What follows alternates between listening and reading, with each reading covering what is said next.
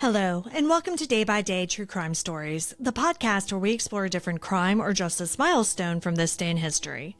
I'm your host, Kona Gallagher, and today is October 8th. On this day, across Michigan, night air was split by the sound of doors being breached. This was happening in Grand Rapids, Canton, Munith, Waterford, more than a dozen towns all at once.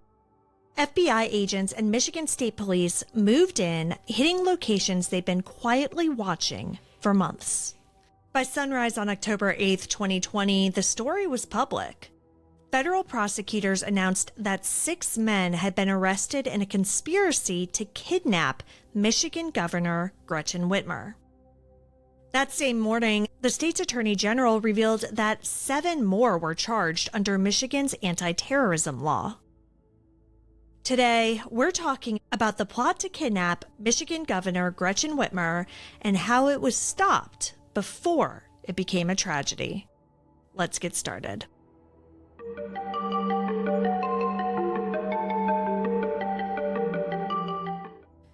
It started as talk, angry talk. In early 2020, when much of the country was on pandemic lockdown, federal agents monitoring anti-government spaces online noticed 2 names that kept surfacing: Adam Fox and Barry Croft Jr. Inside private encrypted chats, the rhetoric was escalating. There was frustration over COVID restrictions, fury at what they saw as tyranny, and an obsession with violent resistance. The FBI inserted sources and undercover agents and quietly recorded as the online posturing turned into logistics. A key moment came on June 6, 2020 in Dublin, Ohio. Fox, Croft, and roughly a dozen others gathered. Some of them were militia members, others were self-styled patriots. They were there together to vent, plan, and dream up rebellion. Audio from that meeting captured talk of self-reliance giving way to talk of action. Someone mentioned the Michigan governor by name. Fox came away from that meeting convinced that he could recruit a Michigan-based militia to help. Days later, according to the FBI affidavit, he told one of the sources that he would need, quote, 200 men, end quote, to storm the state capitol, seize officials, including Whitmer, and stage what he called a treason trial before the upcoming election. By mid-June, recruitment was in motion. Fox reached out to an existing militia already on the FBI's radar, a group conducting field training exercises in rural areas. At a June 18th Second Amendment rally in Lansing, Fox tried to rally more support. 2 days later, he called a meeting at his Grand Rapids area vacuum repair shop, a place with a trap door leading to a hidden basement. Phones were collected for security, but a recorder kept running. On tape, they discussed storming the Capitol, Molotov cocktails, and timelines. In a few short weeks, what had started as online anger was becoming a real-world plot. By late summer, the group began training on property owned by Ty Garbin, one of the members, near Luther, Michigan. They ran firearm drills, practiced tactics, and tightened OPSEC, operational security. By this point, the talk had shifted from attacking the Capitol to something even more personal: kidnapping the governor from her vacation home. They started buying gear: night vision goggles, tactical vests, weapons, and ammunition. One participant bragged that he had spent $4,000 getting ready. Then came the reconnaissance missions. The group made 2 nighttime surveillance runs. The first, in late August, was a test. The second, on the night of September 12th to 13th, was methodical. 3 cars set out, each with members and at least 1 undercover agent or informant. Vehicle 1 with Fox and Croft drove to the M31 bridge, where they crawled underneath to scout where explosives could be planted to divert police. Fox took photos of the structure, images that he later shared in an encrypted chat. Vehicle 2, driven by Garbin and Caleb Franks, looped the lake roads near Whitmer's vacation home, recording dash cam footage and GPS data. Vehicle 3 stayed behind to watch for tails. Every word was captured on audio. Back at the Luther property, Croft tested a homemade explosive wrapped in pennies for shrapnel. It worked, loudly. The next morning, Fox briefed the others. The plan was getting close. He said that he just bought an 800,000-volt taser for the abduction. All that remained was to buy the explosives and set the operation into motion.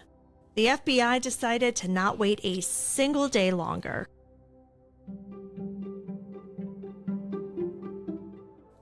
Agents had been embedded for months. They knew the meeting for explosives was coming, and they knew it was time. On the evening of October 7th, as members of the group began gathering for the deal, federal and state teams rolled out across Michigan. By dawn on October 8th, coordinated raids swept through more than a dozen towns.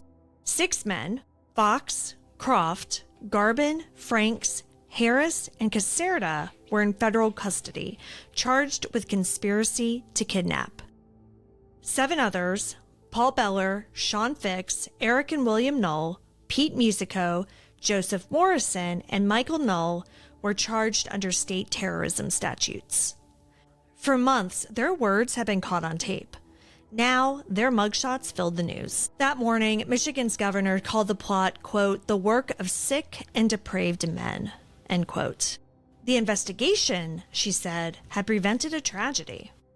In court, prosecutors laid out the recordings, texts, and videos. The defense called it entrapment, arguing that FBI informants had crossed the line from observer to participant. But juries heard the men in their own words. How they scouted bridges, timed police response, tested bombs, and talked openly about kidnapping the tyrant. The evidence wasn't just one tape, it was dozens, supported by chat logs, surveillance video, and GPS. A grand jury later turned the complaint into a full indictment, describing an organized conspiracy aimed at kidnapping Governor Whitmer and to possibly executing officials in a self-styled People's Court. The prosecution stretched over years in 2 trials. Ty Garbin pleaded guilty in early 2021, later receiving a 30-month sentence after cooperating with investigators. Franks followed and was sentenced to 4 years. In August 2022, a jury convicted Adam Fox and Barry Croft Jr. They received 16 and nearly 20 years in prison. 2 others, Harris and Caserta, were acquitted in an earlier trial. On the state side, several so-called Wolverine watchmen faced separate charges. Some were convicted, others acquitted, and the trials wound through 2023. The appeals came, as they always do, but the core convictions stood. In the end, the verdict split, but the message was clear. Plotting to kidnap an elected official, even in angry rhetoric twisted into patriot talk, wasn't political theater. It was a federal crime. October 8th, 2020 began as a set of early morning arrests. But in the years since, it's come to symbolize something larger: the danger of anger fed by conspiracy and echo chambers until the line between talk and terrorism disappears. The FBI called it one of the most significant domestic extremism cases in modern history, and it left behind a question that still hangs over the country. How many others are out there, just one bad conversation away from a plan? Thank you for joining me on today's episode of Day by Day True Crime Stories. If you found today's episode compelling, please subscribe, rate, and review the podcast. It'll help us grow. And be sure to join me again tomorrow as we explore another significant event in true crime history. Until then, stay safe, and remember that behind every headline is a life worth remembering. Day by Day True Crime Stories is a Little Monster production. Hey, you can do it!